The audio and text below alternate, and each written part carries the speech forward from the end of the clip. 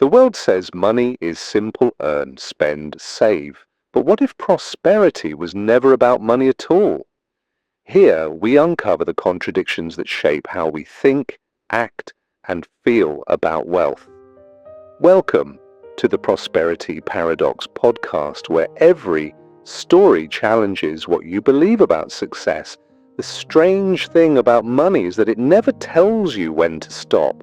There is no sign, no checkpoint, no soft voice whispering, "You've made it. You can rest now." And that is where this story begins, in the quiet space between almost enough and never enough. It begins on a cold Tuesday morning in a city that moves too fast for its own good. People rushed past each other like anxious shadows, and the world hummed with the constant vibration of ambition, a low, metallic sound you didn't notice until you finally stepped away from it. Our protagonist, Daniel, had lived inside that hum for years.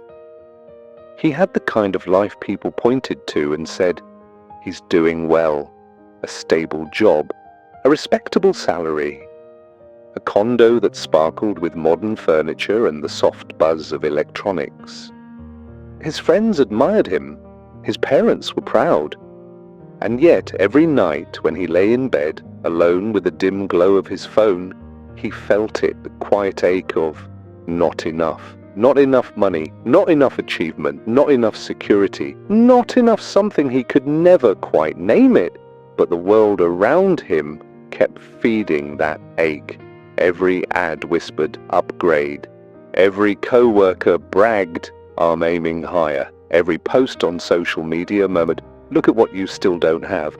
So he kept running, kept aiming, kept piling goals on top of goals, as if one day he would finally reach the summit and the exhaustion would disappear.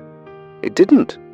But on that cold Tuesday morning, something shifted. It started with something embarrassingly small. Daniel was late again and sprinting toward the subway, coffee sloshing dangerously in his cup. He rushed down the steps, weaving through people, cursing the slow walkers, already imagining the email he'd have to send explaining why he was 5 to 10 minutes behind schedule today. And then, without warning, the lid popped off his coffee. A cascade of warmth splashed down his shirt, burning his skin. He froze. Everyone around him kept moving. Nobody stopped. Nobody cared. Daniel stood there, dripping, humiliated, irritated, exhausted, and suddenly, for the first time in years, he stopped running.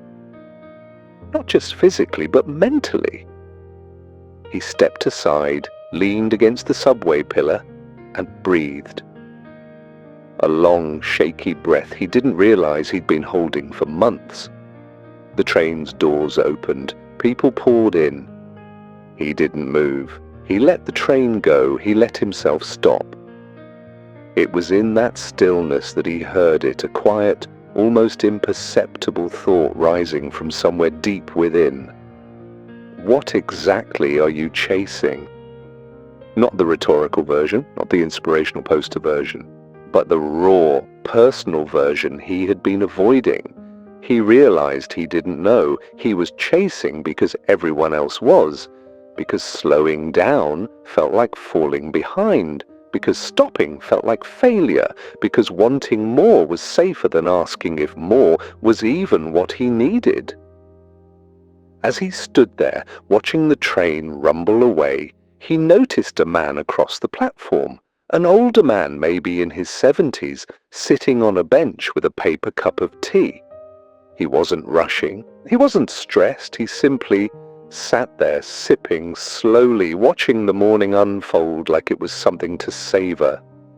Daniel stared at him, baffled. How could someone be that calm at this hour? How could someone not be racing against the clock? The man looked up, caught Daniel's eye, and nodded, not in a friendly way, not in a forced way, but with a knowing softness, as if he recognized the storm behind Daniel's eyes. And then the old man smiled. A small, warm, deliberate smile that felt like an invitation. Daniel didn't smile back. He couldn't. Something inside him was unraveling too quickly for politeness. He left the station, walked back to the street, and wandered without purpose. He wasn't thinking. He wasn't planning. He was simply moving.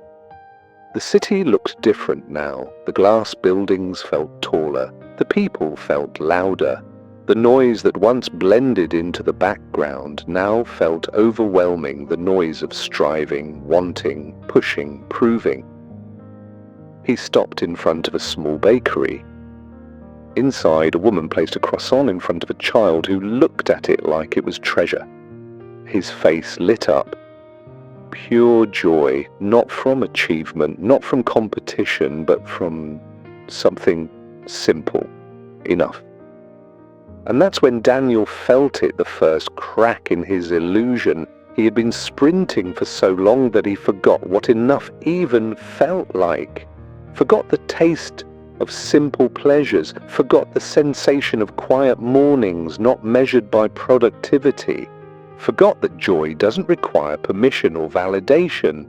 He whispered to himself almost involuntarily, "I'm tired of being tired."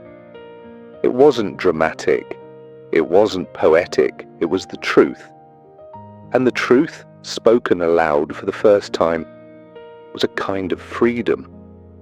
Daniel didn't know it yet, but this was the moment the chase stopped, not permanently, not perfectly, but enough for him to finally see the world he had been running past. Enough for him to begin noticing the weight he'd been carrying. Enough for the first spark of awakening to take root.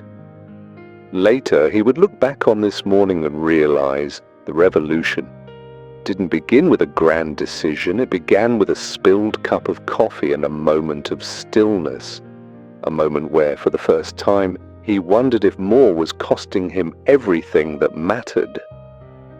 You don't notice the noise at first. It begins as a background hum, the sound of other people's lives brushing against yours. But over time, that hum grows sharper, louder, more demanding, until it becomes the score to your entire existence. Daniel had lived inside that noise for so long that silence felt almost threatening. After the spilled coffee morning, he tried to return to normal. The emails, the meetings, the polite smiles, the scripted greetings. But something had shifted. He could still play the part, but he could no longer ignore the cracks in the performance. During a weekly team meeting, his manager enthusiastically announced that their department had hit a new revenue milestone. Everyone clapped, everyone cheered, everyone pretended to feel something that Daniel couldn't, because instead of excitement, he felt a strange hollowness, a whispering thought that asked, "Why does this matter so much?" The answer, of course, was simple. Because the world had taught him that numbers were everything. Numbers defined success. Numbers defined safety. Numbers defined worth. But the part no one talked about was the trap those numbers created. Every time you hit one, another appeared. Every number that once felt impossible eventually became insufficient. Every achievement immediately demanded a bigger one. The chase had no finish line, and for the first time, Daniel could feel the truth of that in his bones. He remembered a conversation he once had with a colleague, Olivia, who had just gotten a promotion. She'd whispered to him, half joking, half serious, "It's funny.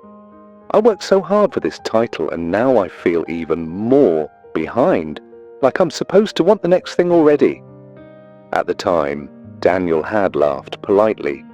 He didn't understand, or maybe he didn't want to. But now, her words stung with clarity. Success didn't silence the noise, it amplified it. That night, sitting alone at his kitchen counter, Daniel opened his laptop and pulled up his bank account.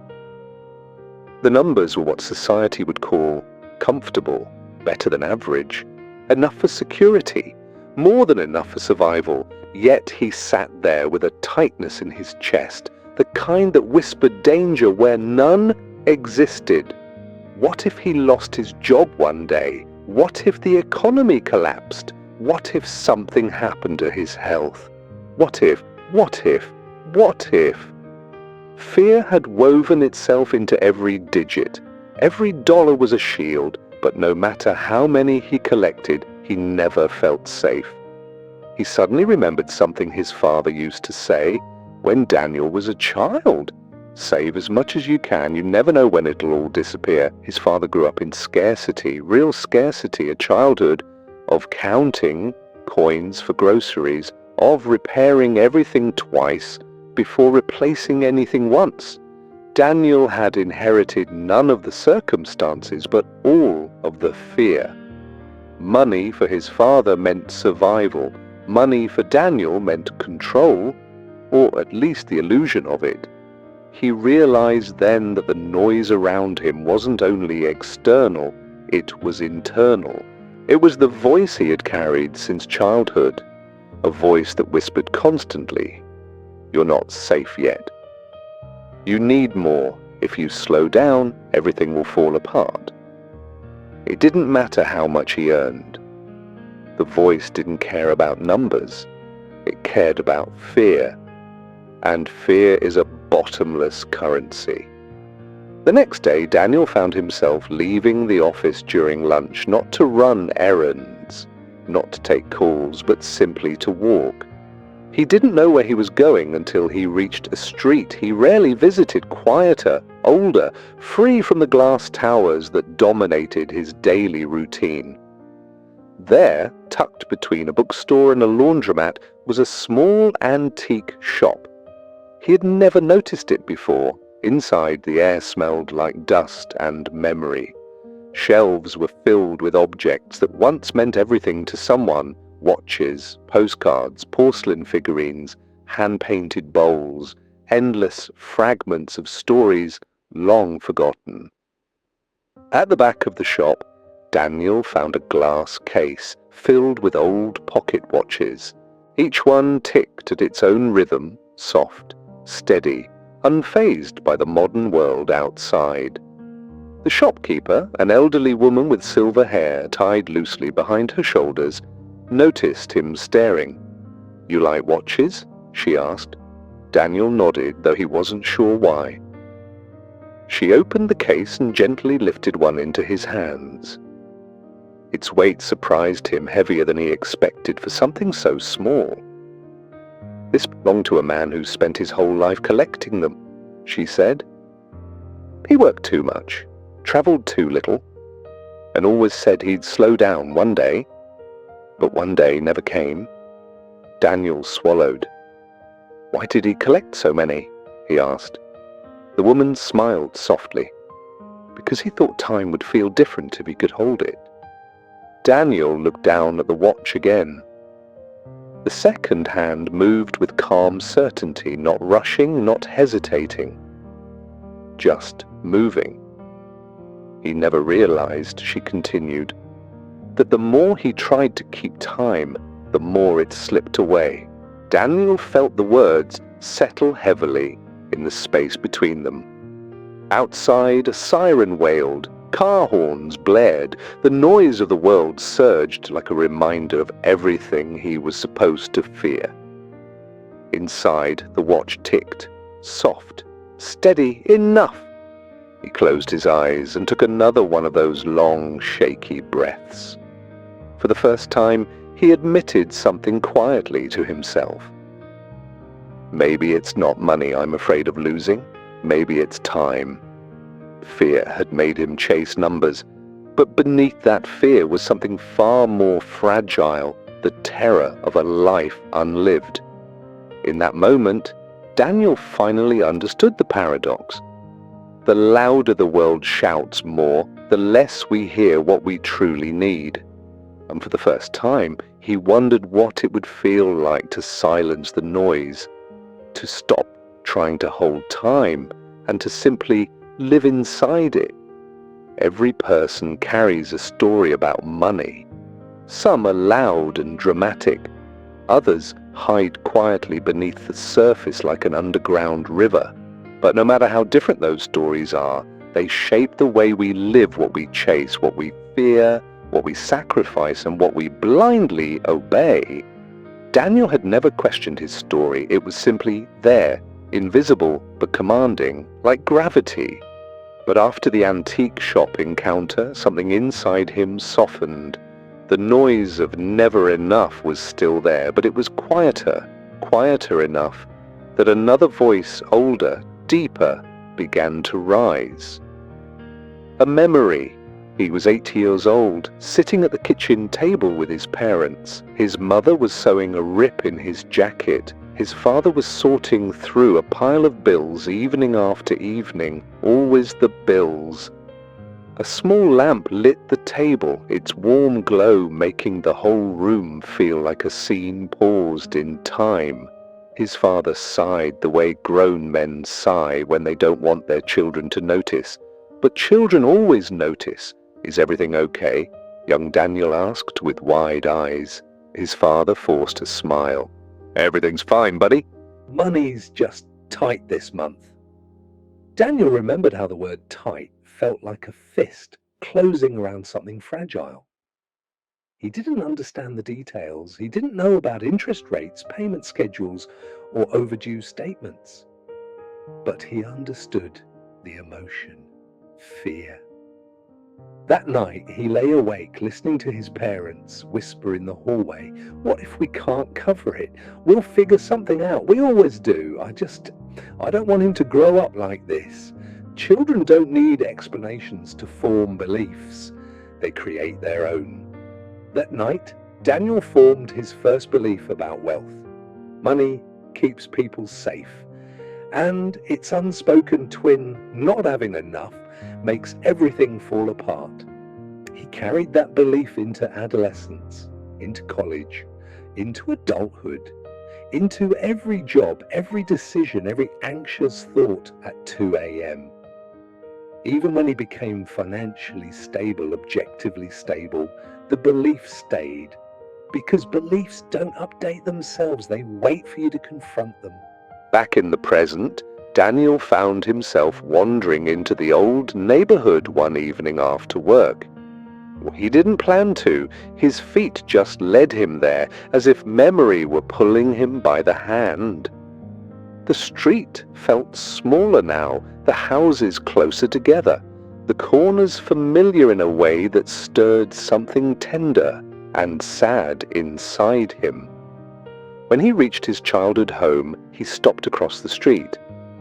Surprised to see the lights on, surprised to see an elderly neighbor sweeping her front porch, the same woman who used to give him cookies wrapped in napkins.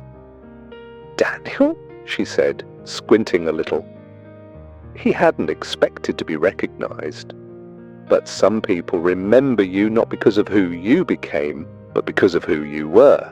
She walked over slowly, leaning on her broom. "Haven't seen you in years. Look at you," she said with a proud smile that made him feel 8 years old again. They talked about his parents who had moved to a quieter town, about neighbors who had come and gone, about how fast life runs and how time evaporates when you're not looking. Then she said something he didn't expect. "You know, your father always worried too much about money." Daniel felt his chest tighten, and "I remember," he replied softly. She nodded. "I used to tell him, you have a roof, you have a family, you have laughter in this house. That's already a kind of wealth." But he couldn't hear it back then. Fear makes the world sound different. Fear makes the world sound different. The sentence hit him like a revelation, not because it was new, but because it was true in a way that felt personal, inherited. "It wasn't his fault," she added gently. "He grew up with so little that he couldn't imagine a life where things were stable. When you survive scarcity, you don't just recover from it. You cling to safety, even when you already have it. Daniel swallowed hard, because in that moment he realized something important. He wasn't just living his own story, he was living his father's fear. Even though he didn't grow up hungry, even though his life was far more secure, even though his worries were psychological, not survival-based, his behavior was still being written by a childhood moment he barely remembered. Later that night, he sat on a park bench at the edge of the neighborhood, the same bench where he and his childhood friends used to eat popsicles in summer. He looked up at the sky, clouded by city haze but still faintly glowing with stars. He whispered to himself, not entirely sure where the words came from, "How much of my life is mine, and how much is borrowed from someone else's fear?" The question stayed with him, because once you begin to recognize the stories you've inherited, you also begin to see the illusions hiding inside them. He realized he wasn't spending money to buy happiness, he was spending it to avoid fear. He wasn't saving for freedom, he was saving for protection. He wasn't striving for more, he was fleeing from less. Money had become a language he spoke fluently, but never questioned. And now, for the first time, he saw the paradox clearly. You can outgrow your circumstances, but still live inside the emotions they created. This realization didn't fix anything. It didn't bring peace, not yet. But it opened the door to a quieter rebellion, a gentler way of being, the door to something that felt like truth. Revolutions don't always begin with fire and noise. Sometimes they begin with a small decision that no one else notices. Daniel's revolution began on a Sunday afternoon in a grocery store aisle, staring at a shelf of things he didn't actually need. He had gone in for basics: bread, fruit, coffee. He'd walked out as usual with far more than that. A new brand of snacks, a new candle, a magazine he would never read, a bottle of wine for a night that hadn't been planned. It was automatic, a kind of muscle memory. Each item was a tiny promise. This will make the week feel better. This will make you feel like your life is more put together. This will make the days softer, lighter, easier to bear. But as he stood there, holding a jar of imported olives that cost more than his childhood family's entire weekly fruit budget, he felt something odd. Not guilt, not shame, just awareness. "Do I really need this?" he whispered under his breath. He put the jar back. It was a small gesture, almost insignificant, but inside it felt like a crack in the wall. That week, Daniel began a quiet experiment. He didn't announce it to anyone. He didn't post about it. He didn't label it as minimalism or frugality or any trending lifestyle. He simply started asking himself one question again and again. Is this actually making my life better or just louder? The first place he tested this was his apartment. His home had become a collection of upgrades, more advanced appliances, smarter devices, better speakers, more comfortable furniture, decorative pieces he'd bought because they looked like the life he thought he should be living. But when he really looked, the place felt less like a sanctuary and more like a showroom. So, one evening, instead of letting the TV fill the room with noise, he turned it off. He walked from corner to corner, cabinet to cabinet, drawer to drawer, and began taking things out. Old gadgets he never used, clothes he didn't wear, kitchen tools still in their boxes, books he bought not to read, but to prove something about the kind of person he wanted others to believe he was. He made 3 piles on the floor: keep, let go, not sure. The keep pile was smaller than he expected. The let-go pile grew quickly, almost aggressively. The not sure pile made his chest feel tight, because that was where the truth sat. The not sure items were the hardest, not because they were useful, but because they were tied to identity. The designer jacket he bought after his first promotion, the watch he never wore but loved showing off at dinners, the limited edition sneakers he stood in line for, more excited by the idea of owning them than by the reality of ever using them. As he picked up each object, he asked himself a quieter, more vulnerable version of his question. Do I actually like this, or do I just like what it says about me? Sometimes the answer hurt. He realized how much of his life had been curated not for himself, but for an invisible audience. People he imagined, people he wanted to impress, people who, in reality, weren't paying that much attention. He let some things go that night, not all, not perfectly, but enough to feel a subtle change in the room. More space, less clutter, less proof. He slept more deeply than he had in months. The rebellion moved next to his schedule. For years his calendar had been full. Coffee here, networking there, meetings, calls, deadlines, social gatherings. He wore busyness like armor. If he was always in motion, he never had to sit still long enough to face himself. So he tried something that felt, at first, irresponsible. He said no. No to a meeting that didn't truly require him. No to a social event he didn't want to attend. No to staying late at the office just to prove he was committed. The first no felt dangerous, the second felt strange, the third felt peaceful. Free time began to appear in his day like pockets of air in deep water. He used the first of those pockets to take a walk with no destination, no podcast in his ears, no phone in his hand, just his breath and the sound of his own footsteps. It was unsettling at first. His mind reached for distraction, for noise, for something to fill the emptiness.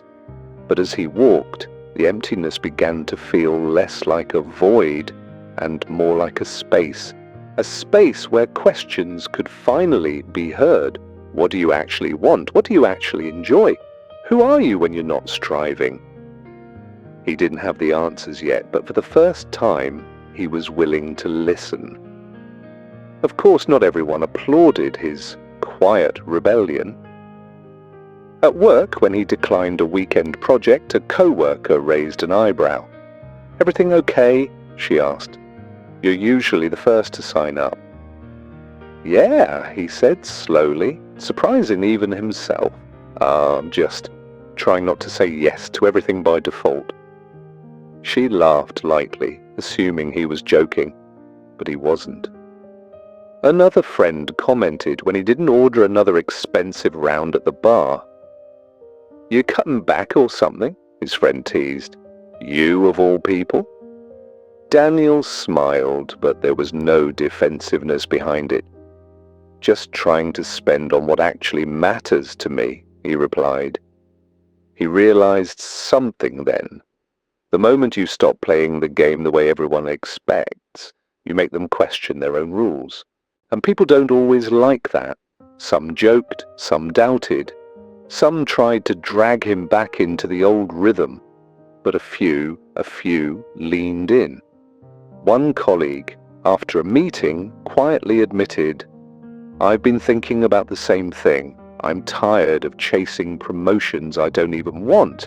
I just don't know how to step off without feeling like I'm ruining my future."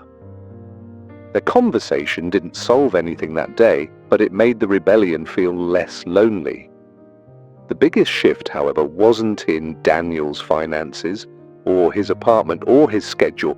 It was in the way he measured his days. He started asking himself a different kind of question at night. Not did I do enough, not did I earn enough, not did I move closer to more, but Did I feel alive at any point today? Some days the answer was yes, when he sat in the park without checking his phone, when he cooked a simple meal slowly, when he listened to a piece of music all the way through without multitasking. Other days the answer was no, and that answer hurt, but it was honest. Slowly he began to see a pattern. The moments that made him feel alive rarely cost much. They weren't the luxury purchases, the status upgrades, the expensive experiences. They were simple, often ordinary, and deeply present. A conversation without hurry, a quiet morning with coffee and no agenda. A book read not to be productive, but because the words meant something to him. This realization didn't turn him into a monk. He still had a job, he still had bills, he still lived in a world that ran on money, status, and performance. But underneath all of that, something fundamental was shifting. He was no longer measuring his worth by how much he could accumulate. He was beginning, cautiously, imperfectly, to measure it by how deeply he could experience what he already had. It was not a loud revolution. There were no banners, no announcements, no dramatic declarations. Just a quiet man in a noisy world, choosing again and again to listen to the part of himself that whispered, "Maybe this is enough."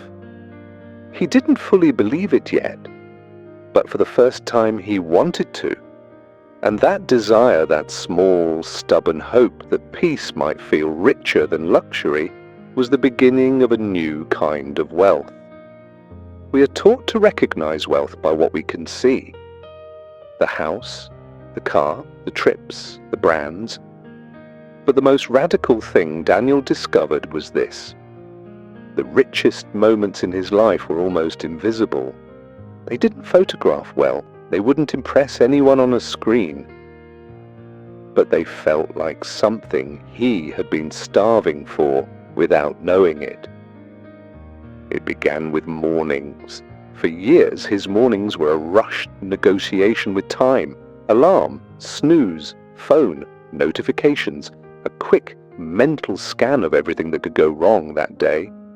But now, after his quiet rebellion had rearranged his schedule and his priorities, something unexpected appeared. Space. He started setting his alarm just 15 minutes earlier. Not to win the morning or unlock some productivity hack. Just to have time that didn't belong to anyone else. No meetings, no deadlines, no expectations. Just him, the soft light seeping through the curtains, and a cup of coffee in a mug he actually liked. At first, he didn't know what to do with the stillness. He would fidget, reach for his phone, scroll for no reason. But slowly he began to simply sit, to listen to the hum of the refrigerator, to watch the way the steam rose from his cup, to feel the warmth of the mug against his hands. It didn't look like much. To anyone else it would have been unremarkable. But inside, something was rewriting itself. This, a quiet voice said, is wealth too. Not the kind you can trade or store or show off, but the kind that fills you instead of your shelves. Peace. He started noticing it in other places too. One Friday evening, instead of going out with colleagues to celebrate making it through the week, he walked to a small park just a few blocks from his apartment. Families were scattered across the grass. A dog chased a ball with reckless joy. Two teenagers sat on a bench sharing headphones, laughing at something only they could hear. Daniel sat on a patch of grass, feeling the cool earth beneath his palms. He watched the sky shift from blue to gold to a soft pink he never noticed from the office window. No one was clapping, no one was congratulating him, no one even knew he was there. And yet he felt full. Not the high of a purchase, not the ego boost of an achievement, but a quiet fullness, the kind that doesn't shout, but hums. He realized how many sunsets he'd missed in his pursuit of a better life, how many evenings he'd traded not for survival, but for status. He whispered it aloud, almost as an apology to himself. I didn't know it could feel like this. The more he slowed down, the more he noticed how differently people around him defined wealth. At work, wealth meant promotions, job titles, bonuses, performance reviews, with the words exceeds expectations. On social media, wealth meant destinations, purchases, experiences curated and filtered into something aspirational.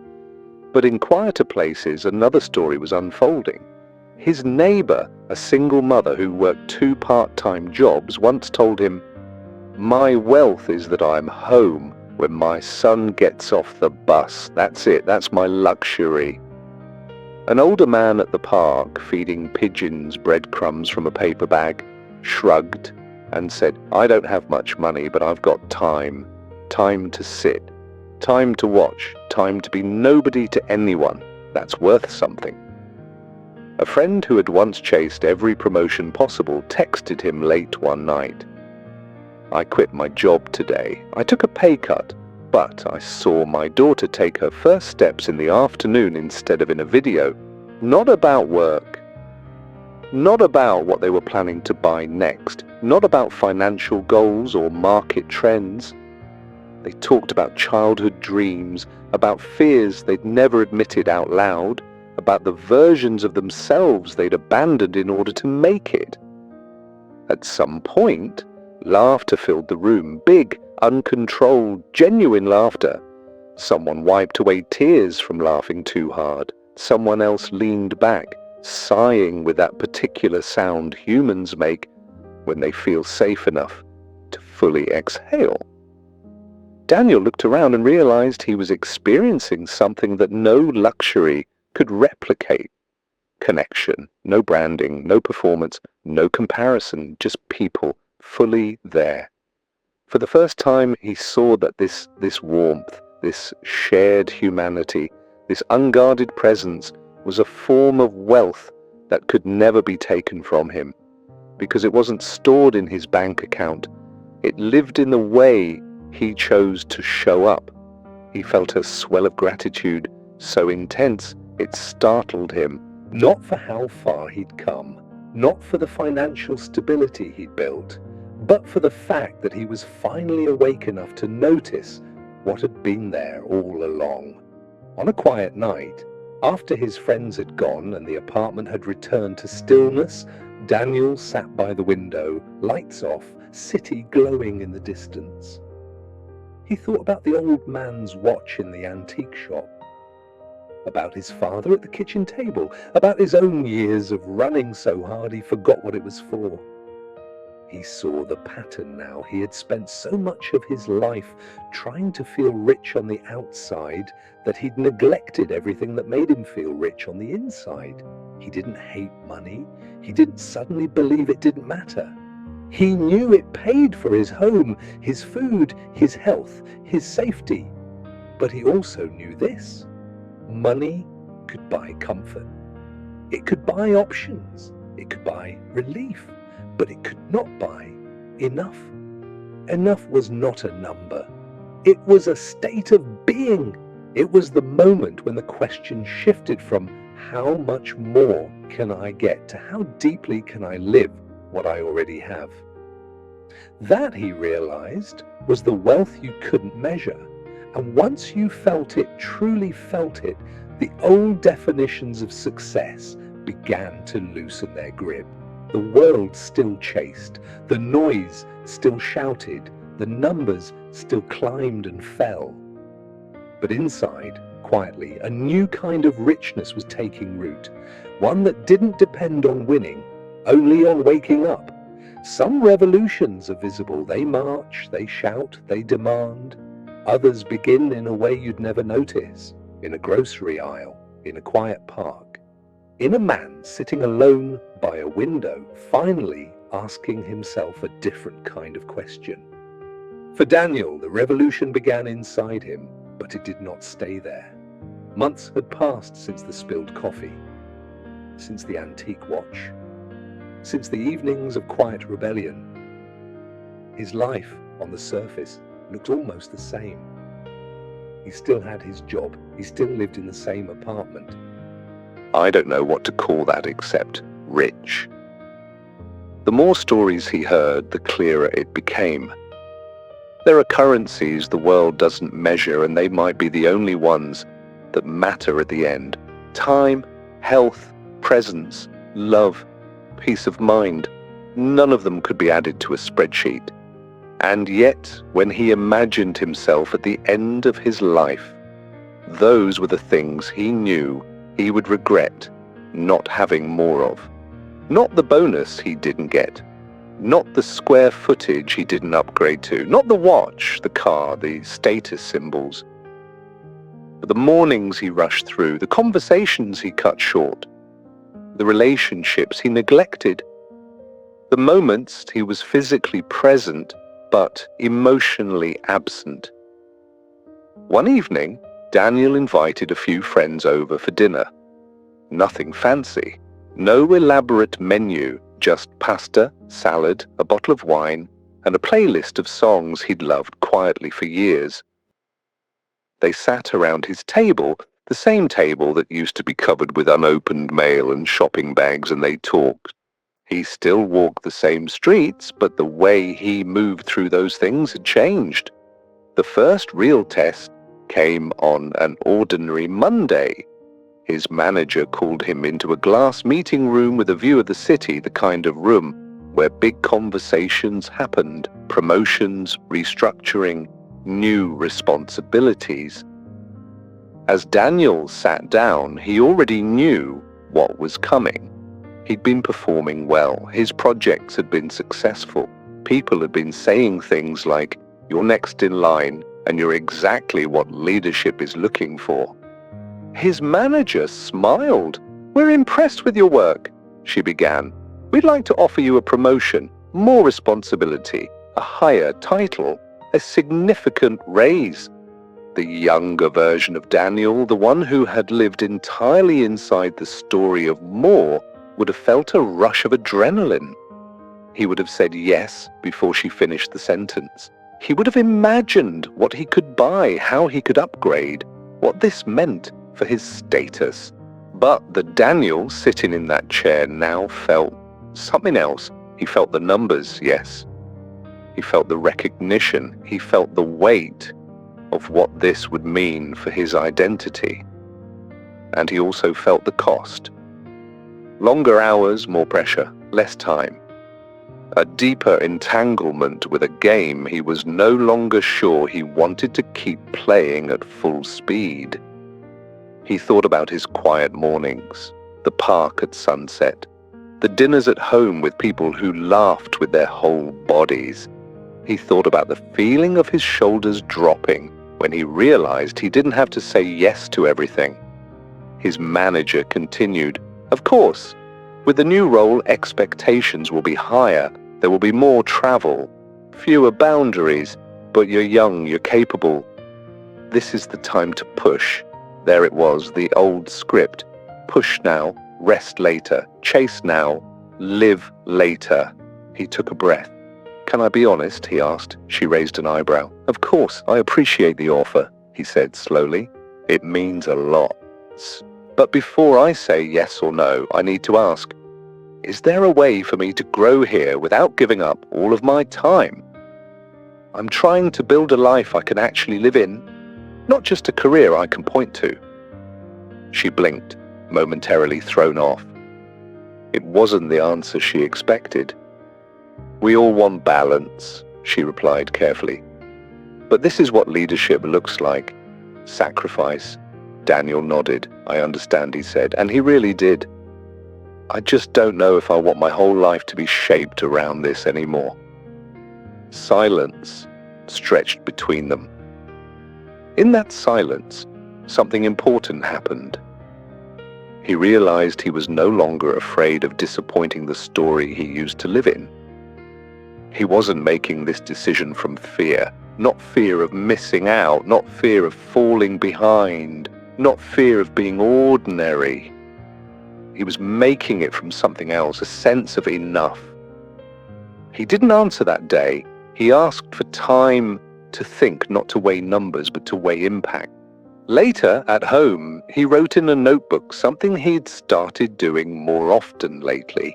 At the top of the page, he wrote, "What does a rich life actually look like for me?"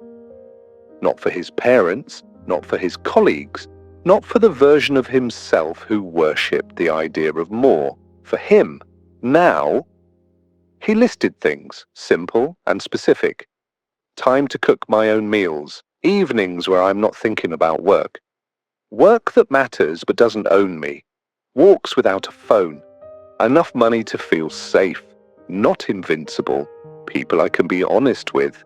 A body that isn't exhausted all the time. A mind that isn't constantly screaming, "Hurry!"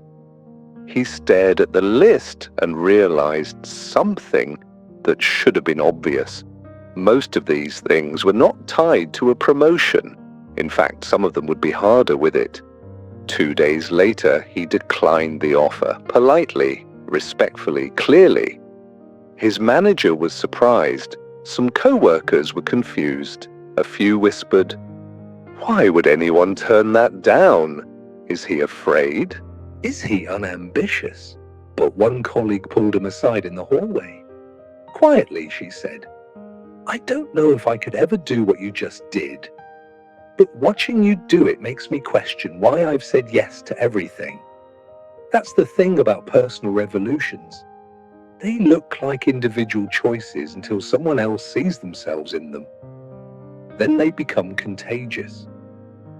Over time, the changes in Daniel's life began to form a pattern. He still worked hard, but not to outrun fear. He still earned money, but not to prove his worth. He still planned for the future, but not at the expense of the present. He saved, but not obsessively. He spent, but more intentionally. He gave more than before because he no longer believed generosity would leave him unsafe. He called his parents more often, not to report his achievements, but to share his days. One evening, he told his father about turning down the promotion. His father was quiet for a long time. Finally, he said, "When I was your age, I said yes to everything because I was terrified of going back to where I came from. I didn't know another way. I only knew more or nothing." Daniel listened. "I'm proud of you," his father continued softly. "Not because you turned it down, but because you made the choice from a place I never had access to the belief that you're already okay." Daniel felt his throat tighten. "You gave me that," he replied. His father laughed gently. "No," he said. "I gave you fear, you turned it into something else. That something else is what this story is really about. Not about rejecting success, not about glorifying poverty, not about pretending money doesn't matter. It's about a shift so subtle and so profound that most people never make it.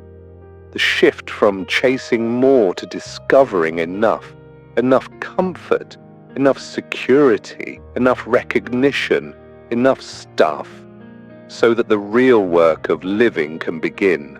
Because in the end, the paradox is simple and brutal. The more you chase more, the further you run from the one thing money can't buy. The feeling that right here, right now, you are already enough. Years later, someone would ask Daniel, "If you had one thing to say about money, what would it be?"